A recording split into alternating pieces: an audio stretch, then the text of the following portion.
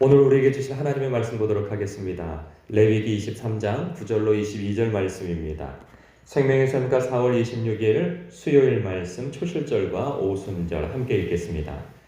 여호와께서 모세에게 말씀하여 이르시되 이스라엘 자손에게 말하여 이르라. 너희는 내가 너희에게 주는 땅에 들어가서 너희의 곡물을 거둘 때에 너희의 곡물의 첫 이삭 한 단을 제사장에게로 가져갈 것이요 제사장은 너희를 위하여 그 단을 여호와 앞에 기쁘게 받으심이 되도록 흔들되 안식일 이튿날에 흔들 것이며 너희가 그 단을 흔드는 날에 1년 되고 흠 없는 순양을 여호와께 번제로 드리고 그 소제로는 기름 섞은 고운 가루 10분의 2 에바를 여호와께 드려 화제로 삼아 향기로운 냄새가 되게 하고 전제로는 포도주 4분의 1 흰을 쓸 것이며 너희는 너희 하나님께 예물을 가져오는 그 날까지 떡이든지 볶은 곡식이든지 생이삭이든지 먹지 말지니 이는 너희가 거주하는 각 처에서 대대로 지킬 영원한 규례니라.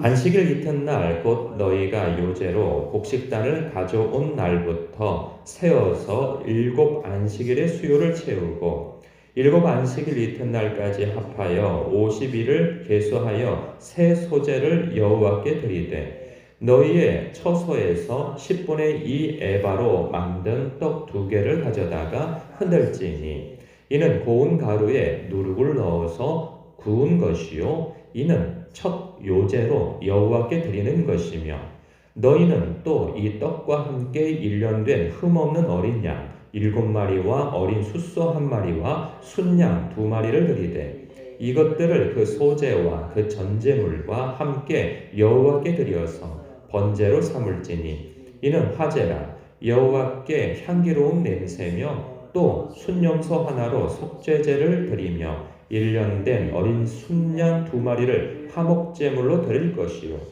제사장은 그 첫 이삭의 떡과 함께 그 2마리 어린 양을 여호와 앞에 흔들어서 요제를 삼을 것이요 이것들은 여호와께 드리는 성물이니 제사장에게 돌릴 것이며 이날에 너희는 너희 중에 성회를 공포하고 어떤 노동도 하지 말지니 이는 너희가 그 거주하는 각 처에서 대대로 지킬 영원한 규례니라. 너희 땅의 곡물을 벨 때에 밭 모퉁이까지 다 베지 말며 떨어진 것을 줍지 말고 그것을 가난한 자와 거류민을 위하여 남겨두라. 나는 너희의 하나님 여호와이니라. 아멘. 유대 절기에서 3대 절기라 일컬어진 아주 가장 중요하다고 여겨진 절기 3개가 있어요.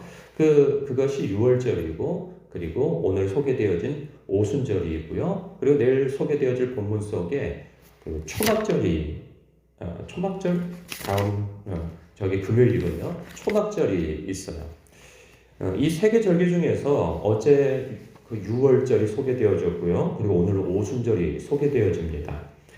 먼저는 초실절에 대한 이야기가 있는데요. 이 초실절과 이 오순절은 지금 이스라엘 백성들이 광야에서 율법을 받는 이때에 적용되어지지는 않아요. 왜냐하면 그들은 농사를 짓고 있지 않거든요. 지금 땅이 주어지지 않았습니다. 그들은 이제 사실 곧 가나안 땅에 들어갈 것이라 여기지만 우리들이 알다시피 가나안 땅은 40여 년이나 지나서 들어가게 되어지죠. 그리고 농사 짓고 난 이후에 이 일이 이제 첫 번 시작되어진 것은 이때로부터 한 45년이나 지나서 이 일이 그들에게 행해지게 되어지죠. 먼저는 초실절에 대한 이야기가 있어요. 초실절에 대한 이야기에 대한 소개가 이런 거죠. 그러니까 10절부터 이런 얘기가 있어요. 이스라엘 자손에게 말하여 이르라. 너희는 내가 너희에게 주는 땅에 들어가서 너희의 곡물을 거둘 때 너희의 곡물의 첫 이삭 한 단을 제사장에로 가져갈 것이요. 그러니까 그들이 이제 농사를 짓게 되어지는 거죠. 이전까지는 농사를 짓지 않았어요. 땅이 허락되어지고 그곳에서 이제 처음으로 농사를 그들이 짓게 되어지는 거예요. 그때 얻은 수확물에 대한 이야기를 말씀을 해주고 있어요. 그것을 어떻게 할 것이냐? 첫 번째 수확이 얻어졌으니 먼저 그것을 곡식 어디죠? 이렇게 뭐 곡간에다가 채워두고 그리고 뭐 내년에 쓸 씨앗을 또 이렇게 모아두고 그리고 가족들과 즐겁게 먹고 이제 이런 마을 사람들과 어울려서 즐겁게 축제를 하고 이런 것이 아니라는 거죠. 제일 처음에 해야 할 것이 무엇이냐? 바로 하나님께 감사의 제사를 드려야 된다는 거예요. 그래서 11절, 12절, 13절 이렇게 쭉 보면은 그 곡물 첫 단을 가져다가 하나님 앞에 먼저 제사장에게 가져가면 그 제사장이 그 제단에 가서 하나님 앞에 요제로서 흔들죠. 흔들어 하나님 앞에 바쳐드립니다. 그리고 흠없는 순양을 여호와께 번제로 드리고 또 소재에는 기름 섞은 고운 가루 10분의 2 에바를 여호와께 드려 화제로 삼습니다. 그리고 전제로는 포도주 4분의 1 흰을 쓸 것을 말씀하고 있어요. 이것은 이제 화목제인 거죠. 화목제 가운데에서도 감사제를 하나님 앞에 드리는 거예요. 그러면서 14절에 이런 말씀을 하고 있어요. 너희는 너희 하나님께 예물을 가져오는 그날까지 떡이든지 볶은 곡식이든지 생이삭이든지 먹지 말지니 이는 너희가 거주하는 각 천에서 대대로 지킬 영원한 규례니라. 하나님 앞에 드려지기 이전에 먼저 너희들이 손을 대어서 먹지 말라는 거예요. 마치 이게 무슨 생각이 드냐면 저 어렸을 때 그랬어요. 아버지가 먼저 숟가락을 들기 이전에 자식들은 절대 숟가락을 들지 못했어요. 그 가족 안에서의 질서인 거죠. 그러니까 아버지의 그 주권이라고 해야 되나요? 그러니까 아버지가 우리 집안에서 가장 어른이심을 인정해드리는 훈련을 어렸을 때부터 했던 것이죠. 그게 뭐 유교적 사상이다 어쩌다 하지만 어쨌든 그러한 것이 가족 안에서 위계 질서와 그리고 부모님으로부터 어떤 감사하는 마음을 가질 수 있는 좋은 훈련이었다 말이죠. 오늘날은 그런 거 거의 없어졌어요. 그냥 뭐 먼저 모이는 사람이 먼저 먹게 되어지고 뭐 이렇게 되어지는 것인데 하나님 앞에 이렇게 저 이런 생각이 들어요. 왜 이것을 감사제잖아요. 하나님 앞에 감사제를 율법으로 정해가지고 이렇게 하게 만드시나. 그리고 먼저 손대지 말고 하나님 앞에 먼저 드리라고 하는 것을 훈련시키는 거예요. 이후에 보면 오순절도 마찬가지예요. 오순절도 하나님 앞에 먼저 제사로서 드리는 것이죠.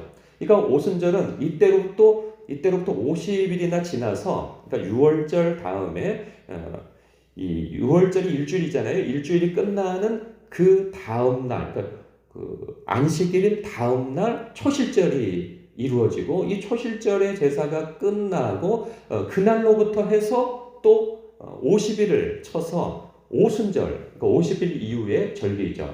이게 칠칠절이라고 하기도 하고 맥추절이라고도 불려지기도 합니다. 그러니까 이때는 어떤 때이냐?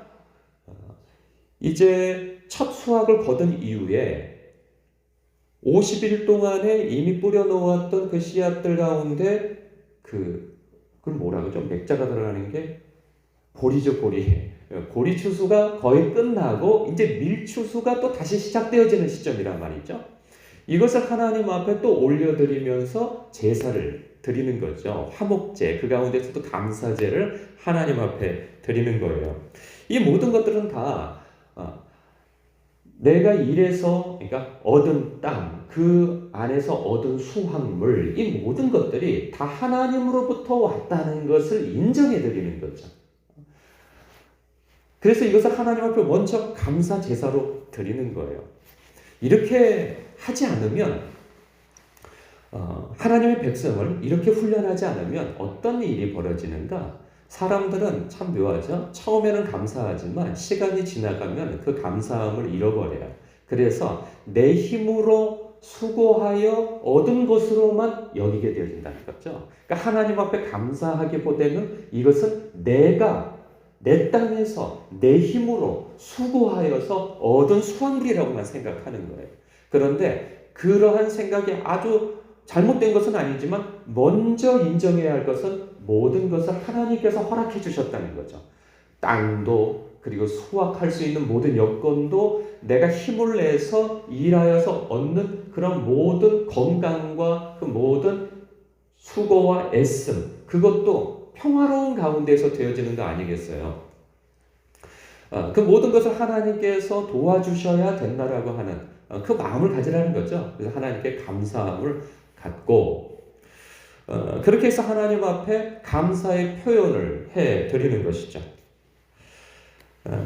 그렇지 않으면 사람들은 또 나아가서 조금만 어려운 일이 있으면 누구에게 어떤 힘을, 어떤 복을 빌고 또 제사를 드리고 간구하게 되는가? 우상이라는 거예요. 왜냐하면 하나님을 인정하는 훈련을 해 나가지 않으면 사람이 고난을 당하고 경제적 어려움을 당하고 하면 그것을 누구에게 가서 묻게 되어지는가? 우상에게 가서 묻게 되어지고 그리고 우상에게 제사를 드림으로 인하여서 어떤 더 나은 복과 수확물을 얻으려고 하는 유혹에 빠진단 말이에요. 그래서 애초에 하나님께서 하나님의 백성을 훈련시키시는 거죠. 이 모든 복은 하나님으로부터 말미암아 얻게 되어지는 것이니 너희는 제사를 드려도 내게 제사를 드리고 예배를 드려도 내게 예배를 드리며 감사를 해도 내게 감사를 하라. 이러한 분명한 요구점을 딱 정해서 말씀하시는 거죠. 이렇게 하지 않으면 사람들은 이렇게 훈련되어지지 않으면 사람들은 나중에 변질되어진다는 거예요. 이런 부분에 있어서 저도 그런 생각이 듭니다. 아이들을 훈련시킬 때 아이들 뭐 용돈 어차피 부모로부터 받는 것이고 그리고 뭐 생기면 또 얼마나 생기겠어요.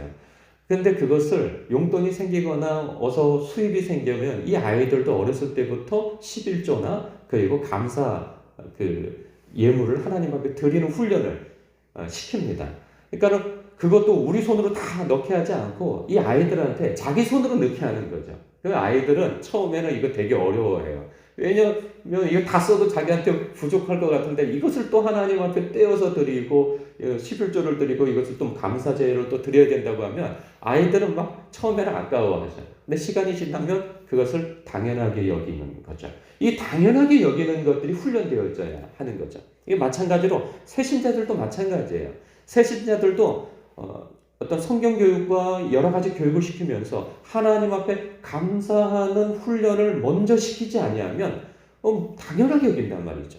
그리고 고난이 생기고 어려움이 오면 하나님 앞에 나아가 기도하고 하나님으로부터 문제 해결을 받고 복을 구하고 하는 것이 아니고 다른 데서 엉뚱한 곳에서 복을 구한다 말이죠. 문제 해결을 하려고 들려고 그러고 말이죠. 이런 부분에서 애초에 하나님께서 하나님의 백성을 처음부터 그렇게 훈련시켜 나가시는 것처럼 교회 안에서도 가정 안에서도 이렇게 하나님 앞에 범사에 감사할 줄 아는 그 훈련을 해나가는 것이 너무 중요하다 하는 생각을 갖습니다. 그러니까 먼저는 무엇이냐? 하나님을 마음과 뜻과 힘을 다해서 주 하나님을 사랑하고 범사에 그를 인정하는 대로 나가라는 거예요. 그래야 하나님 앞에 은혜를 얻고 복을 얻는다는 거죠. 사실 이 말은 어폐가 있어요. 사실 하나님의 백성으로 부름받았다고 하는 것은 그 자체로 복을 받은 것이고 그 자체로 하나님 앞에 도움을 받고 있는 것이죠. 그러나 우리가 하나님 앞에 마땅히 드려야 할 그 감사와 하나님에 대한 인정이 있어야 된다는 것이죠. 그것이 바로 마음과 뜻과 힘을 다해서 주 하나님을 사랑하는 것으로 나타나야 하는 것입니다. 근데 하나님께서는 여기서 한 발 더 깊게 말씀하세요. 너희들은 나에게 그런 감사하는 것을 마음과 뜻과 힘을 다해서 할 뿐만 아니라 그처럼 너의 이웃들도 돌아봐야 한다라는 말씀에서 22절 말씀을 언급해 주세요. 너희 땅의 곡물을 벨 때에 밭 모퉁이까지 다 베지 말며 떨어진 것을 줍지 말고 그것을 가난한 자와 거류민을 위하여 남겨두라. 나는 너희의 하나님 여호와이니라. 그러니까 놀랍죠? 하나님께만 하면 됐어 라고 하는 생각 속에서 우리는 이기심이 나올 수 있어요. 우리는요 사실 하나님 앞에 감사를 고백하고 하나님을 인정하고 하는 일들은 잘해요. 그런데 우리 주변에 가난한 사람이나 연약한 사람을 돌아보는 데는 약한 면들이 있어요. 그런 부분에 있어서 의도적으로 약한 사람, 가난한 사람을 위하여서 그 추수물을 모퉁이까지 베지 말고 떨어진 이삭도 다 줍지 말라는 거죠. 그리고 포도 농사를 지을 때 그 수확물도 남겨두라는 거예요. 그렇게 해서 가난한 사람들이 그 밭에 들어와서 이삭도 죽게 하고 모퉁이에 남겨둔 그러한 곡물들을 베어서 자기들이 먹는 것을 얻고 그리고 또 포도 수확도 좀 해서 먹게 하고 해서 그들의 가난함을 도와주라 하는 것이죠. 이러한 삶을 우리의 삶 속에서도 보면 종종 발견할 수 있어요. 그 관공서나 무슨 음식점이나 그 은행이나 이런 데 가보면은 그 옆에 모금함이 하나 있어요. 뭐 이웃돕기 모금함 거기에 보면 뭐 100원짜리, 500원짜리, 1000원짜리 이렇게 들어가 있는 걸 봐요. 그러니까 거스름돈까지 다 챙기지 말고 한번 돌아봐서 이 모금함에다 넣어서 나는 그 사람들이 누군지 모르지만 이것이 가난한 사람, 어려운 사람들에게 가서 그래도 밥 한 끼라도 혹은 생활에 도움이 될 수 있도록 나의 작은 물질을 넣어서라도 그러한 일들이 흘러갈 수 있도록 해달라는 의미에서 그런 모금함도 있는 것이죠. 마치 그런 것처럼 우리의 삶 속에서 그 거스름돈 다 얻어서 차곡차곡 모아서 부자 되려고만 하지 말라는 거죠. 하나님께서 주신 것의 그 일부를 다 챙기지 말고 주변에 흘려줄 수 있는 넉넉함을 가지라는 그 말씀을 우리에게 주십니다. 이러한 의미에서 우리도 어떤 절기가 되어지면 교회에 이전보다도 조금 더 수익이 들어올 때가 있어요. 그러면 그거 교회를 위해서만 다 챙겨서 비축하려고만 하지 말고 이 말씀대로라고 한다면 그 일부를 남겨두고 떼어두어서 누군가 도와줄 구제의 목적이든 선교의 목적이든 나눔으로 인하여서 하나님의 사랑을 내가 하나님으로부터 받은 사랑이라고 하는 것을 주변에 나누는 것을 통해서 드러내라는 거죠. 이것이 우리에게 있어야 한다는 것입니다. 그렇지 않으면요, 교회도 개인도 하나님 앞에 이기적인 모습으로만 남게 되어지게 됩니다. 이것이 우리에게 의도적으로 훈련되어지는 것을 하나님께서 말씀하신 것처럼 우리도 그러한 대로 훈련되어지는 삶이 되기를 주님의 이름으로 축복합니다. 기도하겠습니다.